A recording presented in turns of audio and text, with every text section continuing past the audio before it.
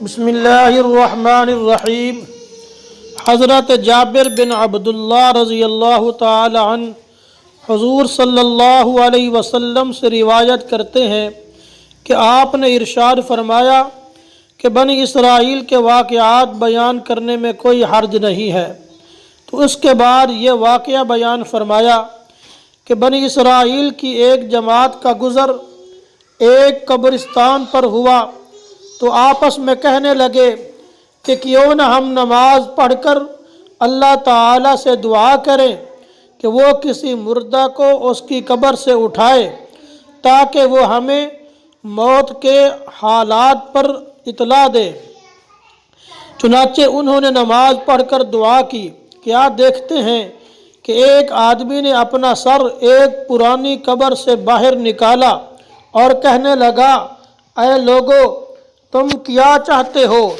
بخدا مجھے موت آئے ہوئے 90 سال گزر گئے مگر موت کی تلخی اب بھی یوں محسوس ہوتی ہے جیسے مجھے ابھی ابھی موت واقع ہوئی ہو۔ تو اللہ تعالیٰ سے دعا کرو کہ وہ مجھے اصل حالت میں لوٹا دے۔ اس کی آنکھوں کے مابین سجدوں سے محراب پڑی ہوئی تھی۔ اسی طرح حضرت حسن رحمۃ اللہ تعالی علیہ حضور صلی اللہ علیہ وسلم کا یہ ارشاد پاک نقل فرماتے ہیں کہ موت کی سختی اور تکلیف مومن کے لیے اس قدر ہے جیسے کسی کو تلوار کی 300 ضربیں لگائی جائیں۔ اللہ اللہ، تو یہ موت اس قدر سخت ہے۔ فقیر رحمۃ اللہ تعالی علیہ فرماتے ہیں کہ جس شخص کو موت کا یقین ہے کہ ایک دن آ کر رہے گی تو اسے لازم ہے کہ اعمال صالحہ کے ذریعے اس کی تیاری کرے اور برے اعمال سے بچے۔ کیا جانے کہ کب موت آ جائے گی۔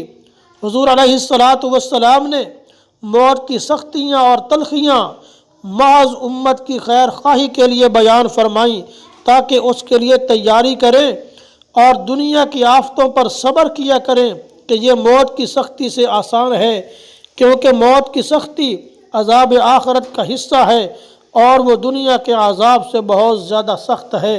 تو اس لیے تمام احباب سے میری گزارش ہے کہ نیک اعمال کے ساتھ اپنی زندگی کو مزین کریں تاکہ ہمارے لیے موت بھی آسان ہو اور ہماری قبر اور آخرت بھی سنور جائے۔